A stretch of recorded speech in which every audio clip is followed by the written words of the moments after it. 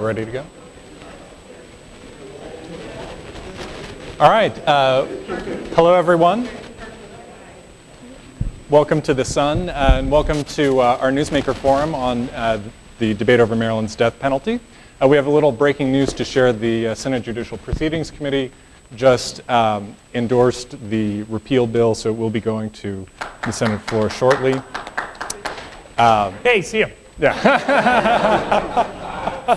But there's still plenty to discuss. So tonight we're very excited to have our guests tonight, NAACP President Ben Jealous and Baltimore County State's Attorney Scott Shellenberger.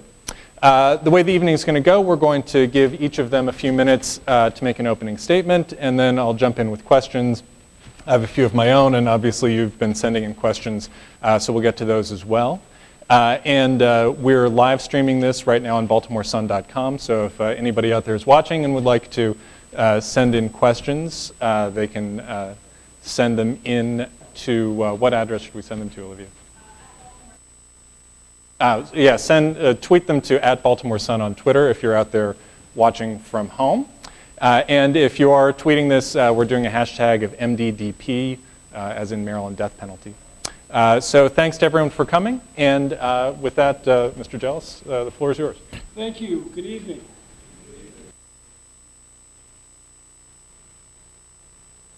Shellenberger said to other audiences, there are really bad people out there. Monsters out there like this.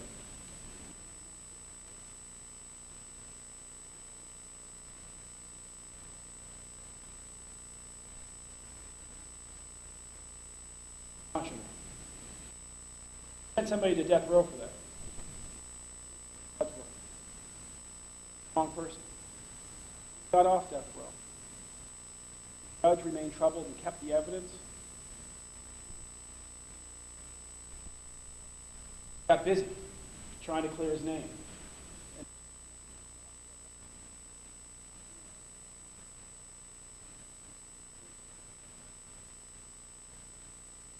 Monsters out there like the man in 1984, the state that didn't have the death penalty, killed a 16-year-old girl. And the police had an ironclad case, one that would meet the standards of the death penalty law right now as it stands in Maryland. The person confessed. It was taped. It was a tape confession, audio tape. The guy's name was Mr.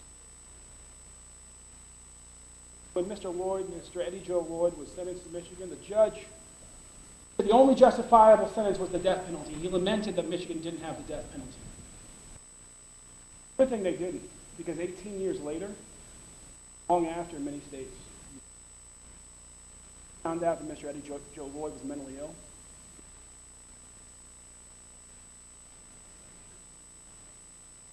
Died 2 years later.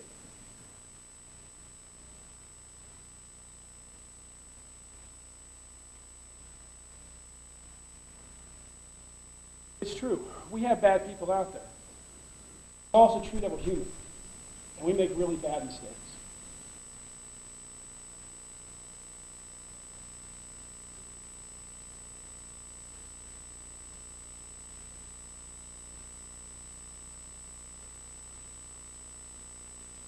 It's also true that because we're human, our biases lead us to make decisions in ways that just simply aren't perfect.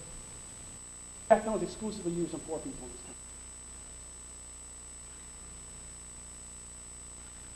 This state, and pretty much every state, is disproportionately used on black people and people of color.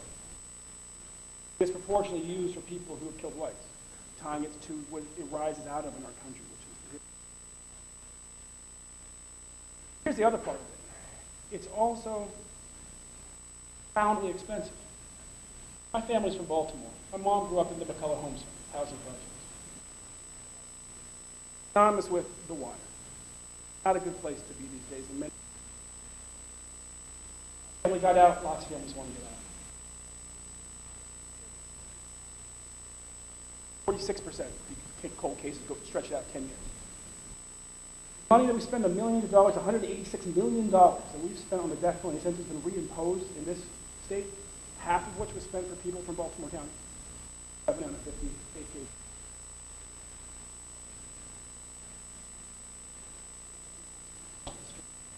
Every person who dies in the state is just as valuable as every other person. The uncaught killers should be our focus. That our great city of Baltimore, 30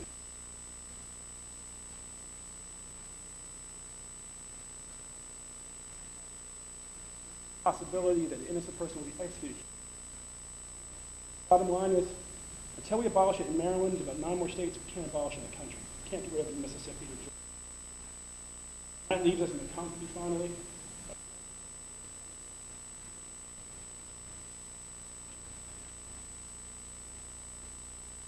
Celebrating tonight that we're moving towards nation and we're moving away from expensive punishment. It's harder for us to get uncaught killers. All right, thank you. Mr. Shellenberger? Thank you. I'd like to thank the Baltimore Sun for sponsoring this event. Mr. Jealous, thank you so much for being here. You know, I don't like to talk about other states because what I like to talk about is the state of Maryland and its experience with the death penalty. And in fact, in Maryland, the death penalty is different. Here are a few statistics. Texas since 1978, and that's the seminal year where the Supreme Court reconfigured the death penalty and how it should be used. Texas since 1978 has executed 472 individuals. Maryland since 78, 5. There are 721 individuals on death row in California. 721. Maryland, 5. Before 1978, Maryland had executed 306 individuals. Since 1978, 5. And so what I like to tell folks is that in Maryland, the application of the death penalty is different. It's because we are much more careful and judicious in our use of it. But when we do use it, we save it for the worst of the worst. John Thanos killed 3 people in 4 days, 2 teenagers in my county. And at his last sentencing hearing, he announced to the victims' families that he wished he could have dug the brats up, urinated on them, and served up the elixir to the victim's family. There are just some people who do not deserve to live in any society, including a society of prison. Stephen Oken, the individual that I prosecuted, who was executed, killed Dawn Garvin, a young woman in Whitemarsh. A week later, he killed Patricia Hurt, his sister-in-law. 5 days after that, he traveled to Maine and killed another woman, Lori Ward, who was a motel clerk. When he was arrested on his way to Canada, he had an AK-47 fully loaded in the trunk of his car. At sentencing, his psychiatrist called him a sexual sadist who took great pleasure in hurting people and killing. There are some people who just don't deserve to live in any society because any of those individuals who serve life or life without parole will be in a correctional institution for the rest of their lives. And every day our correctional officers put their lives at risk to guard those individuals. In our prisons, we have social workers, we have cafeteria workers, we have wardens, we have social workers, we have teachers, all of whom have a right to know that their life has value. Because if you don't have the death penalty, and someone who is serving a life without parole sentence kills them, it's a freebie. You can't do anything more to them. And so therefore, you have no other way to punish them. You might as well not even prosecute the case because you can't even do anything more to them. And I believe those who work in our prison system deserve something more than that. Now, Mr. Jealous quite astutely brings up the Kurt Bloodsworth case. Let me tell you about that case. The Kurt Bloodsworth case, if it happened today in Maryland, he would not be prosecuted for the death penalty, and he would not be prosecuted at all, because the technology that in 1984 did not exist to analyze the DNA of Dawn Hamilton's underwear. The DNA technology did not exist then, but in 1994 it did. And in 1994, that DNA, in fact, exonerated Kurt Bloodsworth. And the technology got so good that by 2004, we were able to catch the real killer. And in 2009, our state legislature put into statutes that you cannot even go forward on the death penalty in Maryland if all you're relying on is eyewitnesses and you need DNA linking them to the crime, a videotaped full voluntary confession, or a videotape of the homicide. So if the Bloodsworth case from '84 were to happen today, I am happy to say that Mr. Bloodsworth would not face prosecution because we are more careful now. Now, has there been a racial effect of the death penalty in Maryland? Well, the first thing that's important to note that is there were 2 studies done by a professor named Paternoster who found that there was no purposeful discrimination in the application of the death penalty here in the state of Maryland. He did those studies in the 90s and the early 2000s. The Death Penalty Commission, on which I served just a few years ago, the Civiletti Commission, also found no purposeful discrimination on the part of any of the prosecutions. And it is true that in Maryland, there is what they call a discriminatory effect. And that is when you combine the race of the defendant with the race of the victim, there seems to be an effect that African Americans do end up on death row more often. But I believe there's a political and geographic reason for that. If you take Baltimore City and Prince George's County, who over the last decade and 2 decades have had thousands and thousands of African Americans killed, and those 2 institutions in those jurisdictions, Prince George's County and Baltimore City, refuse to ever seek the death penalty, you are going to get skewed numbers because of that. So I think that's an explanation for why those numbers look that way. But let me give you an example of an experience I had with a defendant named Vaughn Garris. 2007, over in Catonsville, he went through the roof of his townhouse, came down, and killed Charlotte Waters. He was African American. I filed the death penalty in that case. And just as we're ready to go for trial, her father, who was also African American, came to me and he said, "I'm sorry, I can't do this because I do not believe in the death penalty. It's in my culture. And I can't permit you to go forward with this in my name or my daughter's name." And so therefore, out of respect for him, I withdrew the death penalty motion, and the defendant pled guilty and got life without parole. So there are reasons why we see the numbers the way we do. And in my closing, I'll just say one more thing. Mr. Jealous has quoted the Urban Institute study that the death penalty in Maryland has cost $186 million.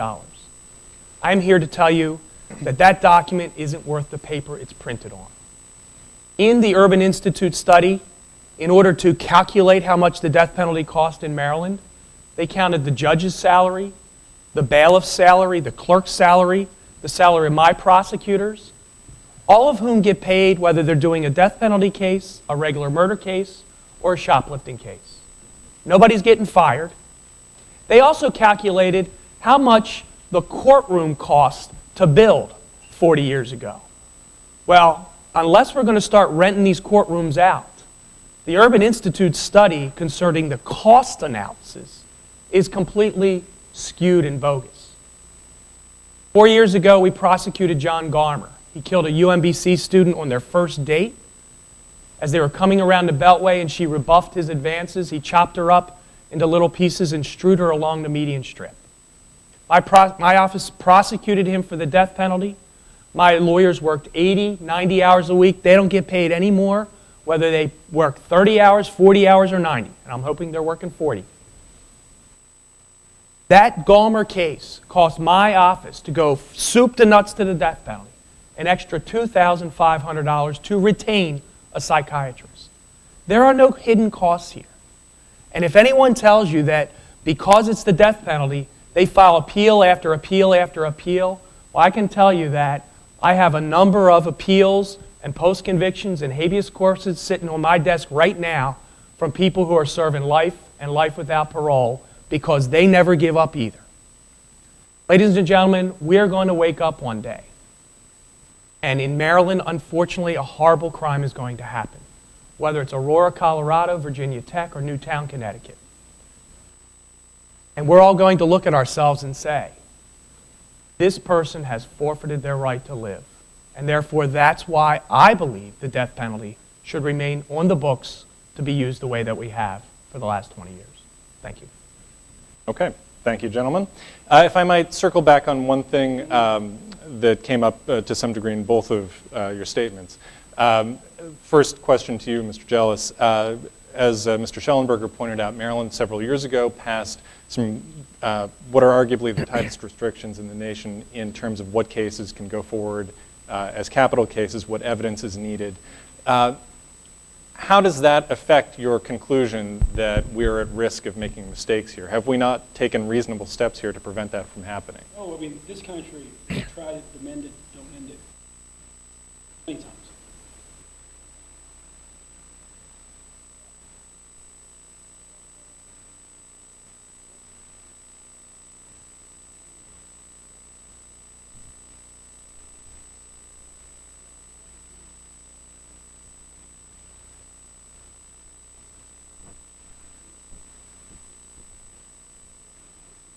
Those are pretty tight. DNA's a tough standard to meet, although they're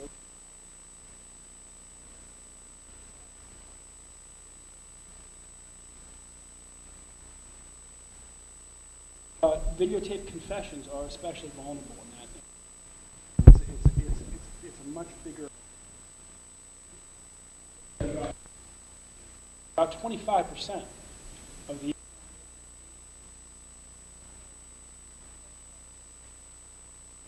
false confession.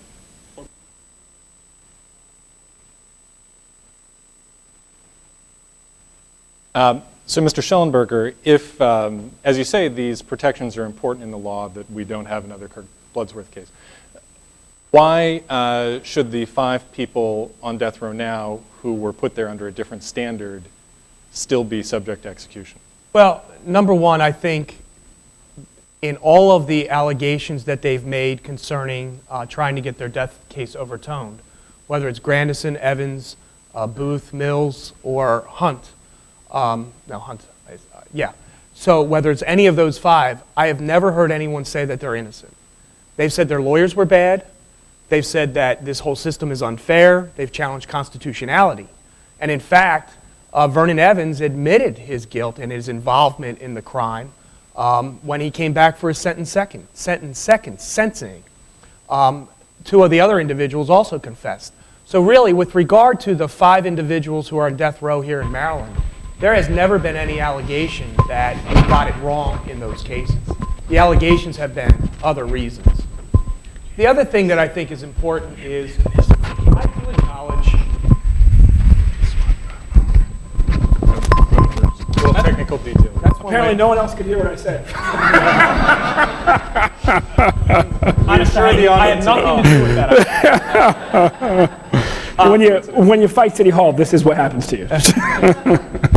The other thing I think is important, because I do acknowledge Mr. Jealous is right. There is a body of literature that does indicate that certain individuals who have certain mental illnesses have been known to falsely confess to crimes. I have not seen it in any of the 10 death penalty cases here in Maryland, and that's why I continually try to confine my observations to Maryland, but I do acknowledge that there are cases out there in the United States that people falsely admit to crimes. I think that the important thing is that there are a number of protections here in place in addition to the ones I already gave you. In Maryland, if you're sentenced to death, you automatically get an appeal to Maryland's highest court. And let me tell you, they have reversed more death sentences than they've affirmed, way more, because if there's any residual concern in their mind, they will send it back to make the court start over again. And in fact, that happened with 9 of the 10 death sentences that are currently have currently taken place.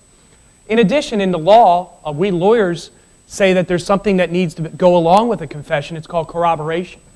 So if I walked into a police station tonight, sat down in front of the video camera, and fully confessed to a murder, and the police never found the body, they could not convict me. I have to corroborate the murder. It's absolutely required.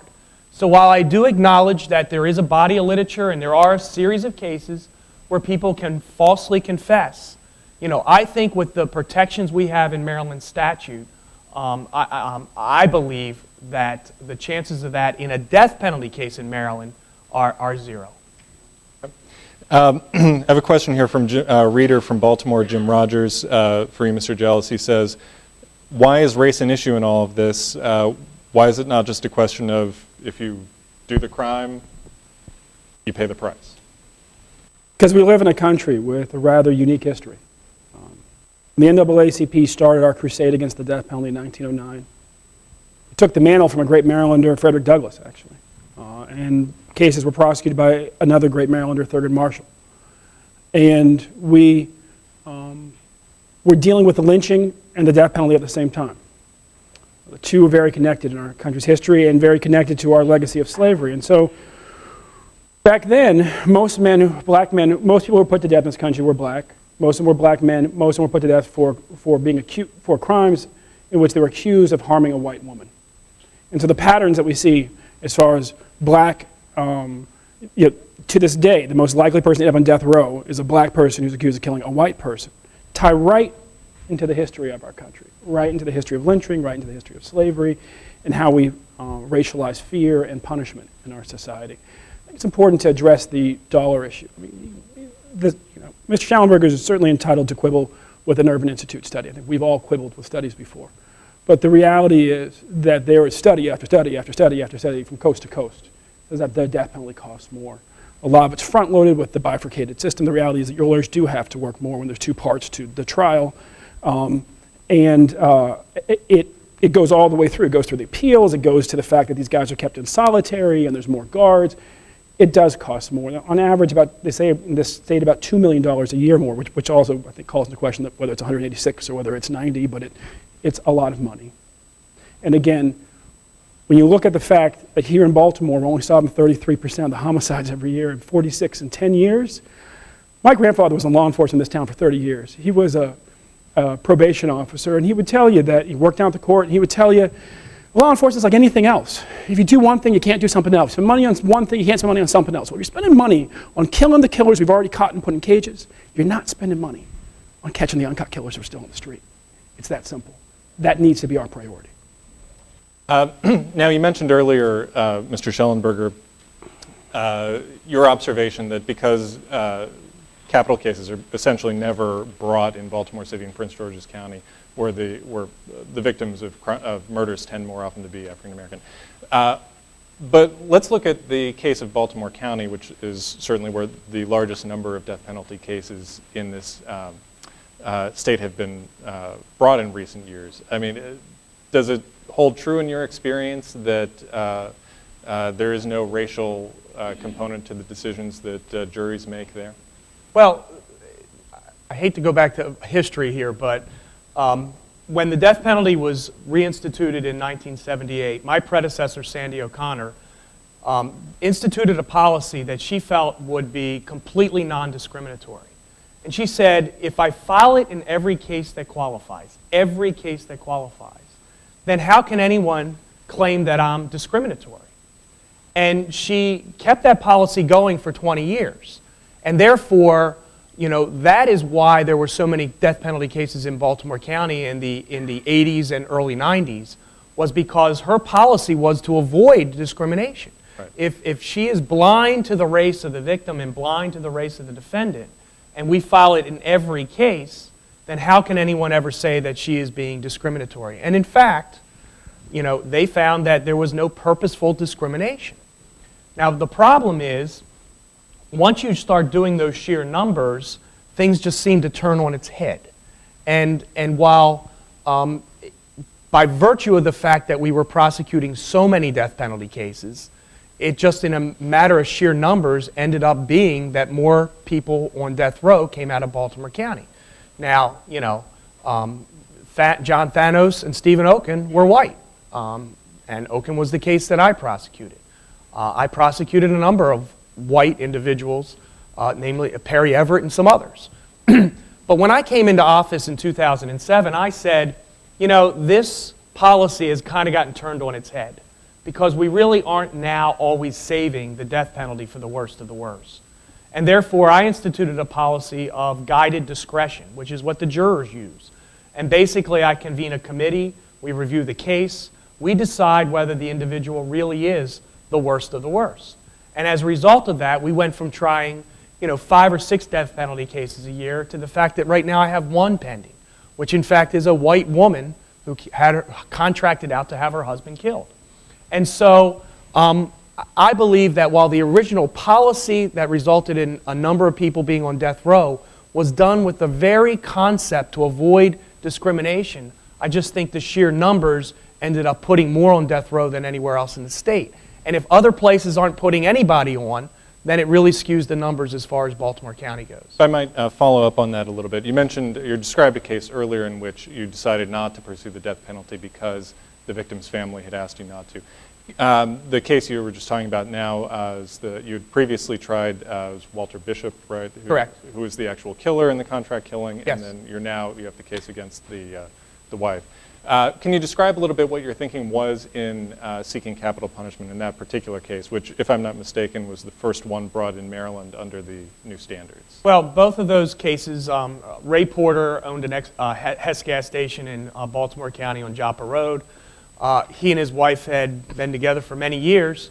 The evidence, I believe, will show that she had tried on numerous occasions to hire individuals to kill him. There were some allegations that there may have been some domestic disputes, but there were never any 911 calls, no police reports, no verifiable information that in fact there had been any domestic issues. On the day that he got killed, she hired someone for about $900 to come in and execute him in his gas station. She called the individual, opened the door, made sure that the person could get into the gas station, and he killed him in cold blood. She then tried to blame it on an African American who committed a robbery. Fortunately, the Baltimore County Police Department, within really an hour, did not believe her and immediately turned their attention to this group of individuals. And 6 people were charged. 5 of them have been convicted of contributing to the death of Ray Porter. Carla Porter is the last one left. And I believe that when you, months in advance, plan to kill someone, hire someone to kill them, help them kill them in cold blood, be in the same area when that takes place, even opening the door so the killer can get in. And your biggest complaint is you didn't want to be married to him anymore. Well, we got a courthouse down the street where you can take care of that.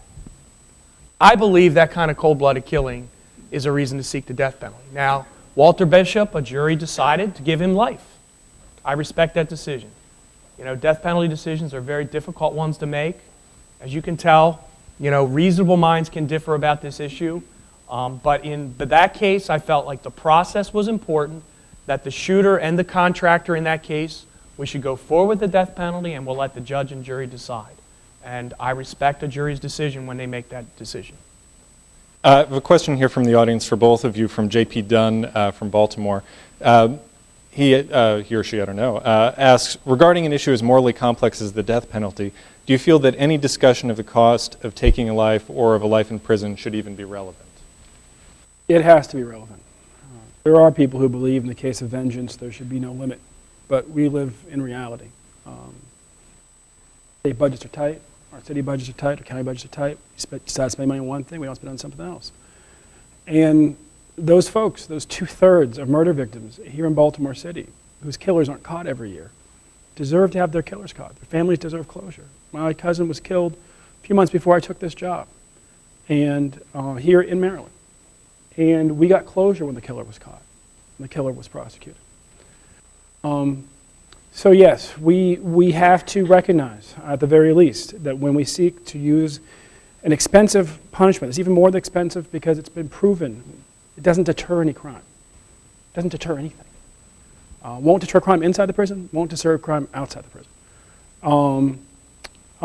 Yes, we just have to recognize that we're therefore not spending money on something else very urgent, like finding the uncaught killers of people whose loved ones have been murdered in this city and in this state.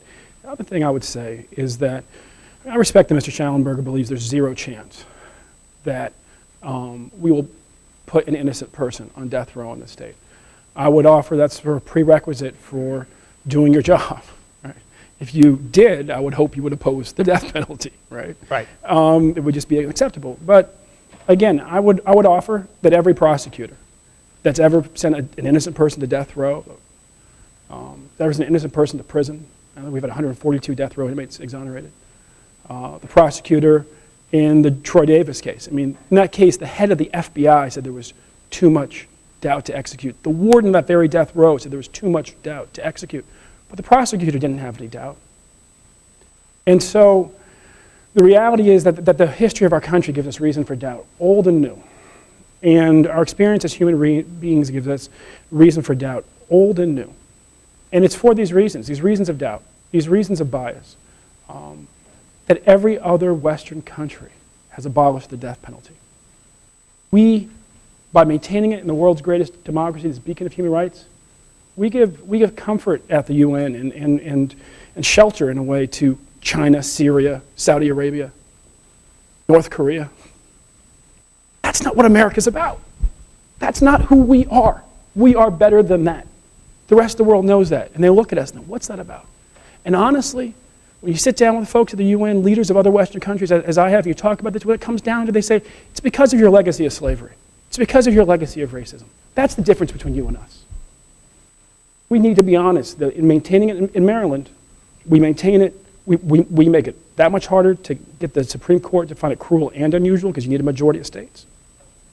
And we make it possible to maintain it in Mississippi, and we make it easier for China to say, look, we just do what the US of A does. All right.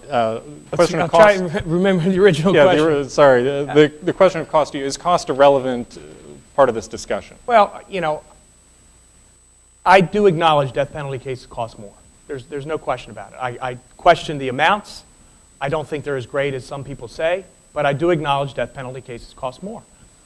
The problem is, in Baltimore County, you know, my budget is paid for out of the county government. And so therefore, none of the money that we're going to save maybe on police overtime can unfortunately be sent down here to Baltimore City to solve their crime rate. We can't transfer funds like that. So really, the only place where the money is going to be saved is in the public defender's office, who used to have a capital litigation unit. And they are very good lawyers who used to handle every death penalty case, and they do a really good job.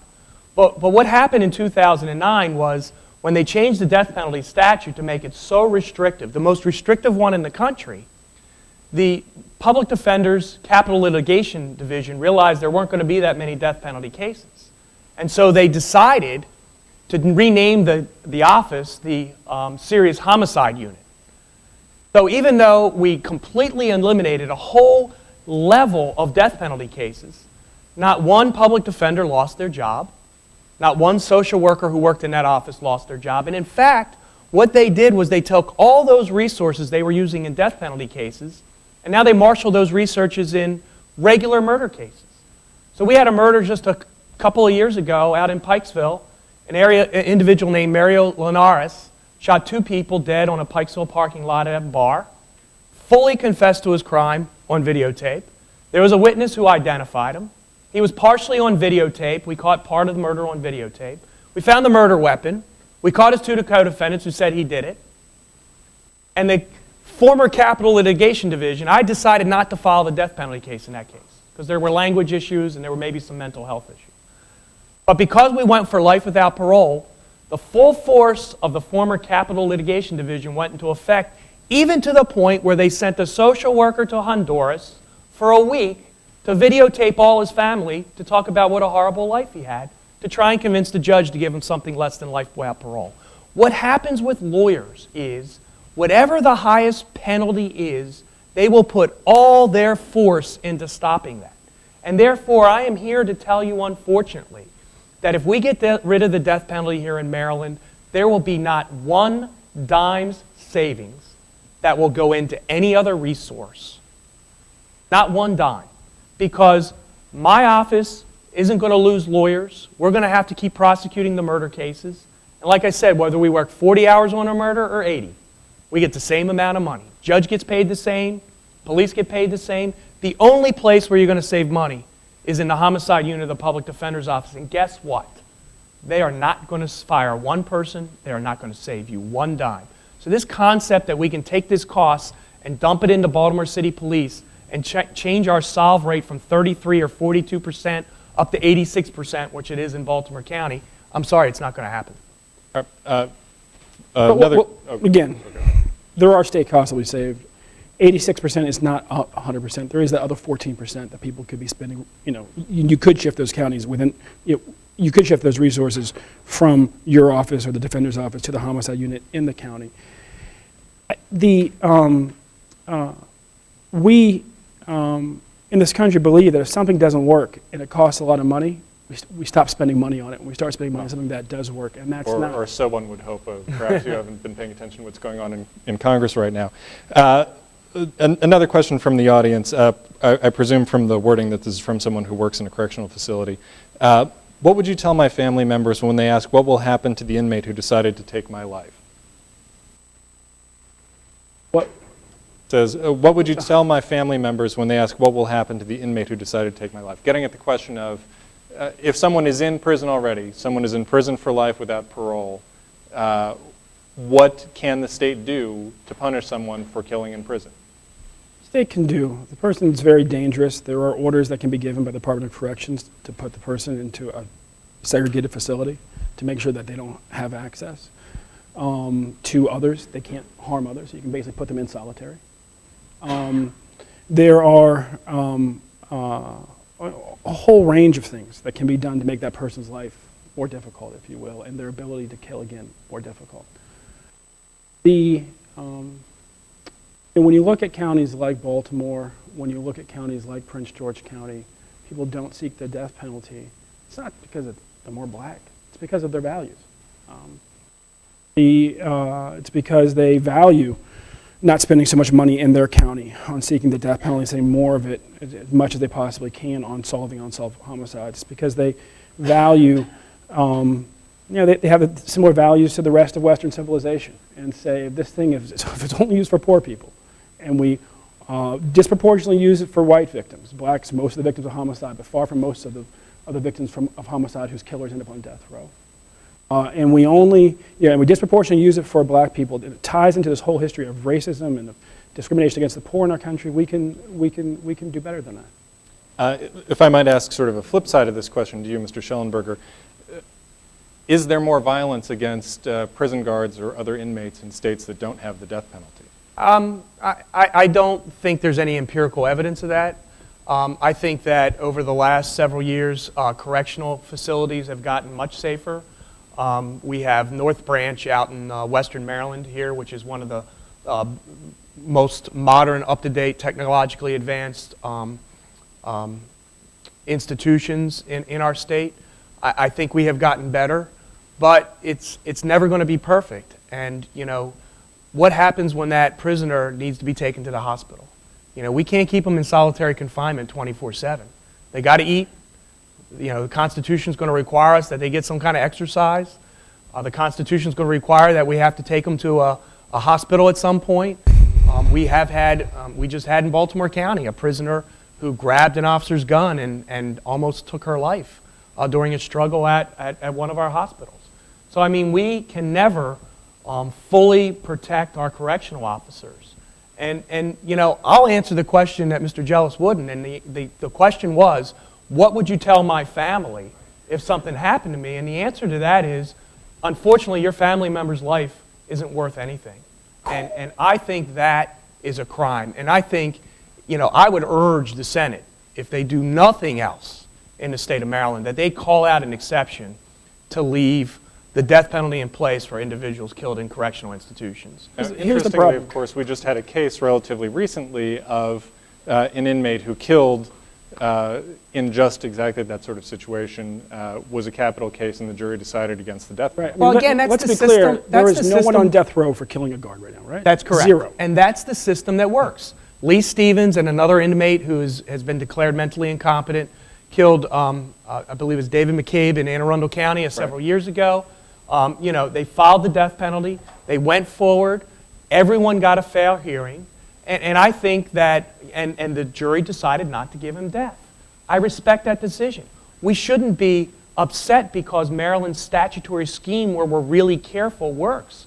But what we need to say is that Mrs. McCabe, the individual whose husband was murdered, she knows that her husband's life was valued because the state of Maryland says if you take a life in a correctional institution, there is value in that life, and we're not just going to walk away from it. I think that's really important. This question about prison guards is an important one of inmates. I don't believe I would ever tell somebody that their family member's life was worth zero because a particular punishment wasn't available. And I hope that you went out to Mr. Shellenberger. But I've sat with a man named Don Cabana, who was warden of Parchment Prison in Mississippi, who presided over every execution, and listened to him talk about how it dehumanized himself and the other guards, and the pain he carries, because these guys are kept in basically by themselves in their own cells, relatively stable part of the prison. You get to know them over 20 years, and then you hold their leg down and you kill them. And human beings just aren't made like that. Yes, we know the worst state is a really horrible thing. We also, in 20 years of talking to somebody, you can't help but learn other things about them that make it hard to kill somebody. I sat there talking to Troy Davis in his last week, as the very warden of that death row was saying there was too little evidence, there was too much doubt to execute him. Watching guards hold back tears, knowing that they were going to be called to execute somebody who they thought might be innocent. We don't have anybody on death row in this state for killing a guard.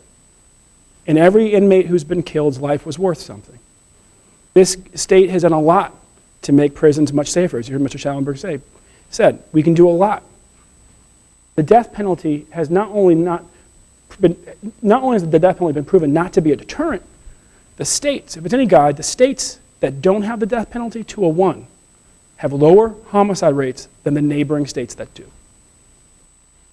The death penalty is not a deterrent. Not inside the prison, not outside the prison. The death penalty dehumanizes guards. It can put them in very painful situations like I saw with Troy Davis, like I listened to with Don Cabana.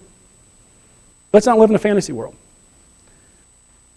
Right now, in this state, no one's on death row for killing a guard, so let's not engage in this. Right. Andy, I do need to address the deterrence thing. In fact, I was just leading, this is a question from Dave Keeman, a Baltimore County resident. Okay. So asking, is there any empirical evidence that the death penalty is a deterrent? What's your view on that question? Well, number one, it's hard to measure a negative.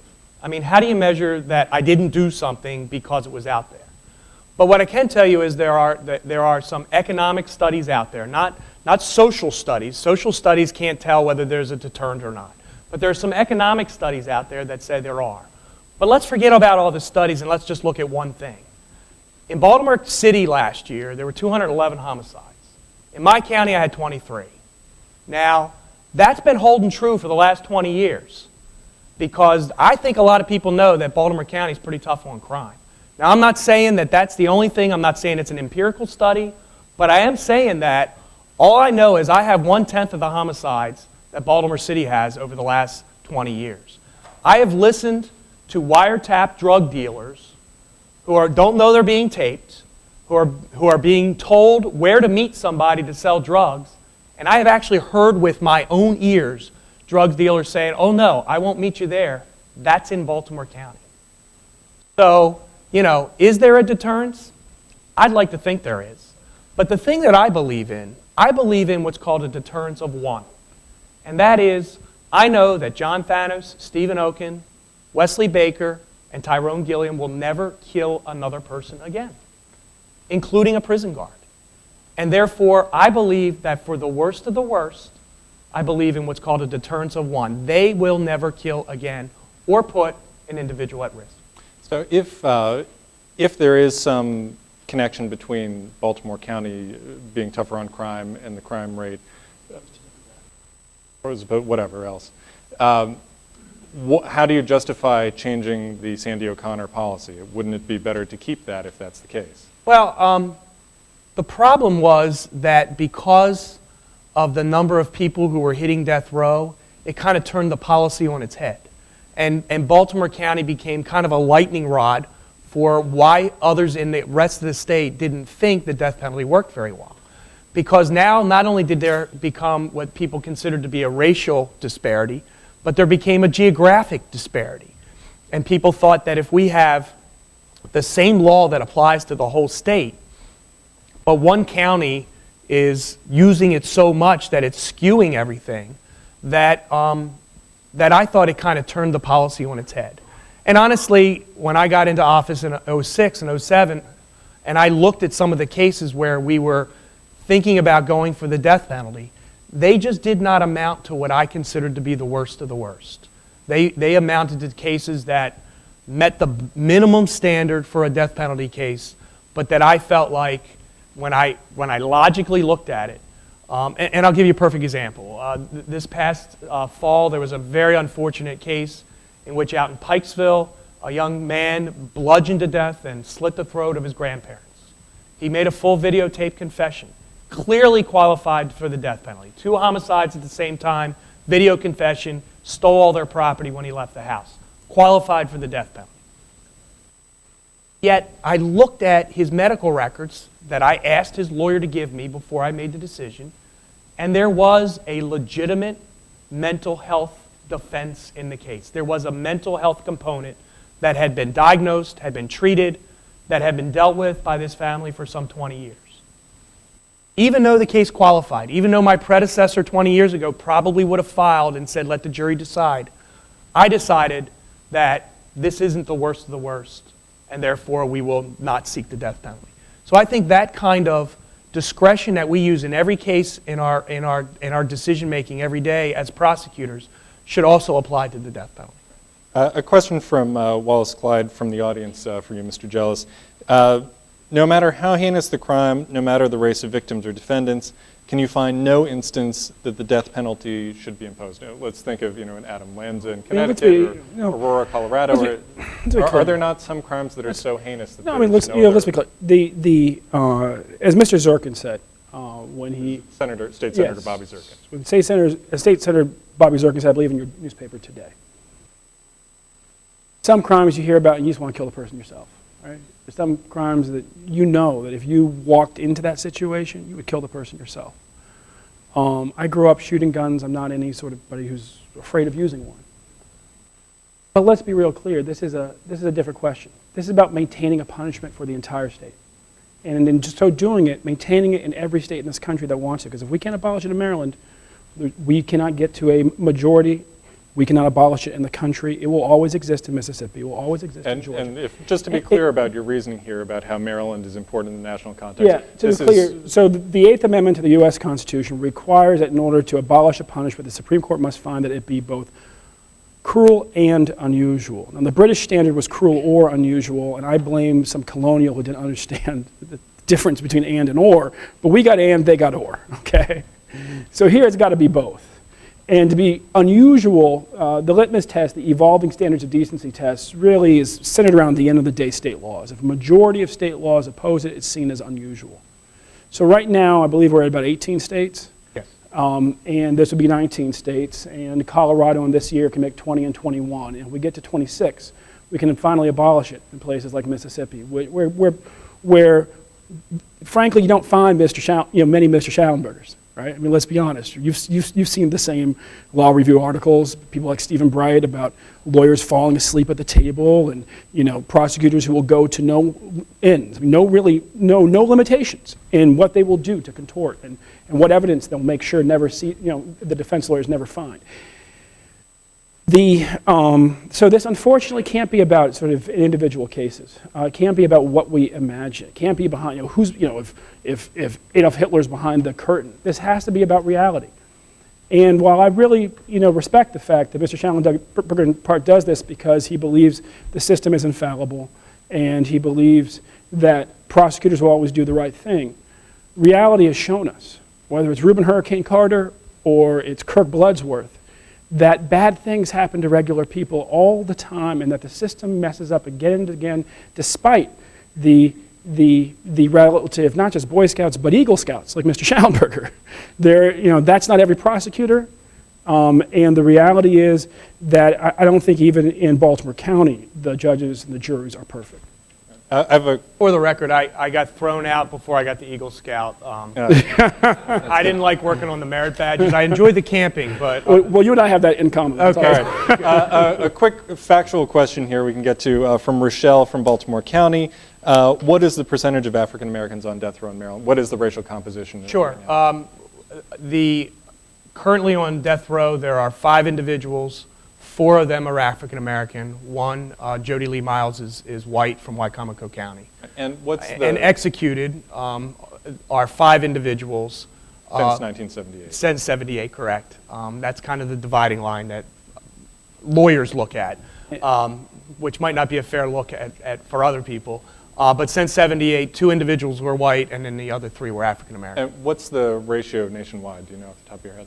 It's about 43%. So Maryland with 80% is much higher. Okay, now on to another question from Brendan from Bel Air. Can you envision any reforms or changes on the state level that would make the application of the death penalty more equitable from county to county? That's a great question.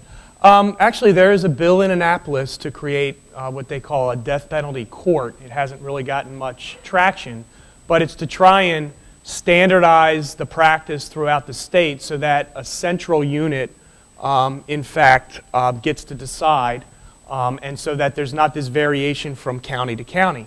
The problem is Maryland is made up of individual counties. We elect our own individual county executives, our own county councils, and our own state's attorneys. And I view it as representational democracy. I mean, the people in Baltimore County overwhelmingly support the death penalty. And therefore, you know, I believe I need to represent the will of the people in Baltimore County. If folks in another county want to elect someone who doesn't believe in the death penalty, then they have that right. So until we get rid of the counties and have just one state government who's going to run it all, I don't know how we can get to that kind of that equitable across the board thing. Because remember, it's our school systems are individual also, our police departments are individual also, and I think a lot of folks who live in individual jurisdictions like the way their local government works, and therefore I really don't foresee us being able to fix this. Mr. Jealous, what is your response to the idea that local jurisdictions have individual values that are expressed in the degree to which they pursue the death penalty?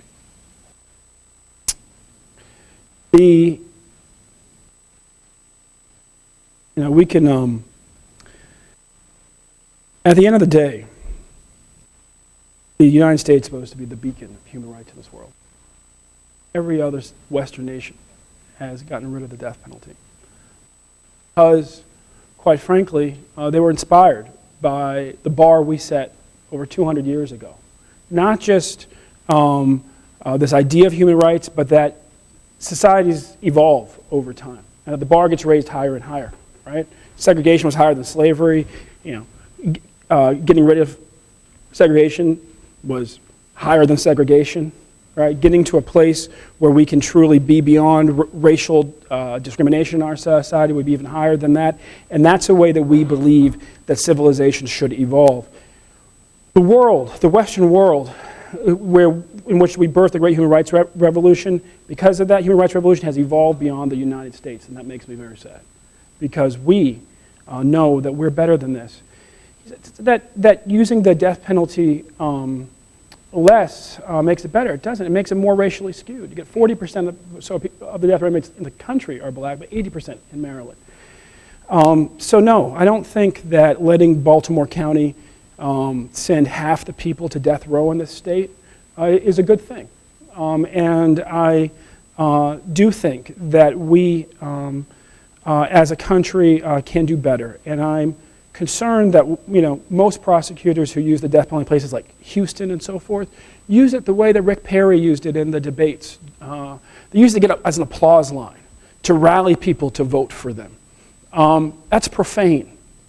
That's what our county system gives us. That's the local expression of values that you're talking about. The way that plays out is really allowing people to grandstand in states across this country, in counties across this country. Unfortunately, I don't have the privilege of just dealing with Maryland or one county. I deal with the whole country. People literally run for office and win on their willingness to put poor people to death, because that's exclusively who's on death row. Whether it skews black or Latino in a given state, it always skews poor. All right, we have time for just one more thing, and I'd like to ask you both to address the death penalty as a moral question. Is it moral for the state to execute someone? What is your feeling about that? You walk to your car tonight, and you're confronted with a gunman, and you're fortunate enough that a Baltimore City police officer is right there. He gets out of his car, and he sees the gunman is pointing his gun to you or your spouse's head. And in fear of your life, he pulls the trigger in a split second.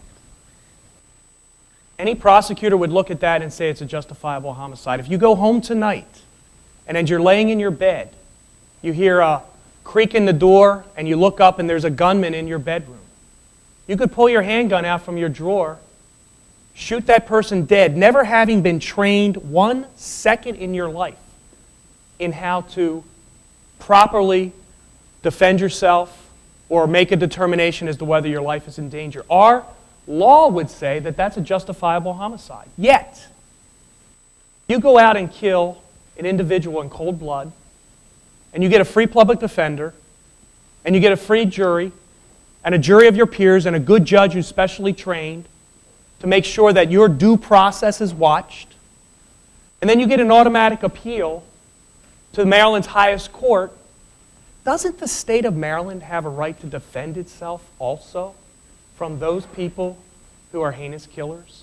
And so therefore, when I look at the morality of it and the dignity of it, I see a lack of dignity or a lack of evolution on the part of the defendants in these cases.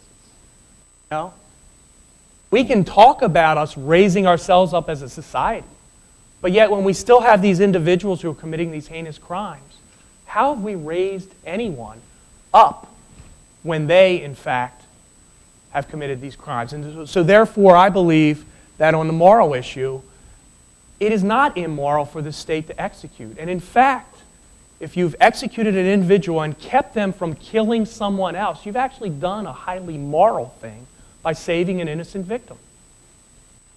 Mr. Jealous, your response? Violent criminals are actually the least likely category to reoffend. So let us not assume that everybody who commits murder is going to do it again. My morality starts out with what I was taught by my grandmother, who belonged to St. James Church in Lafayette Square for 75 years. Let he who is without sin cast the first stone. Leave vengeance, not justice, vengeance unto the Lord, not Mr. Shellenberger. That's where my morality starts. And that's really where it ends. We have self-defense. And you're right. Killing somebody who's about to kill you is justifiable homicide. We're not talking about justifiable homicide. We're talking about judicial homicide. That's what it says on the death certificate. It doesn't say justifiable homicide, Mr. Shellenberger. It says judicial homicide. That means that long after that person was killed and that killer was caught and they were duly convicted and they were put into prison, a judge signs an order, ultimately permitted by the governor, to put somebody to death who's already behind bars. And when we do that, and by maintaining that system, no matter how few people we execute, we allocate dollars that we can't use for something else. Dollars we can't use for homicide units. Dollars we can't use to get uncut killers off the street. And if that morality coming from that little church over in West Baltimore taught me anything, it's that everybody's life is just as valuable. Certainly every victim's life is just as valuable. And while you're proud of the 46%, I feel for the 14% and their families who don't know the closure that my family knows from having their killer caught. And I know that you do too. And I honestly believe that decent people can disagree. I believe you're a decent person, Mr. Shellenberger, but I would argue that the resources of Baltimore County would be better spent on solving those 14%, getting the 14% of uncaught killers off the street, than killing the killers we've already caught and put in cages, because our morality as the most Christian country on the planet really should have no debate if it's on a moral question. Christians, we believe in a man who was executed not because he was guilty, but because we were. That's what I saw happen to Troy Davis. I don't want to see it happen to anybody ever again. All right.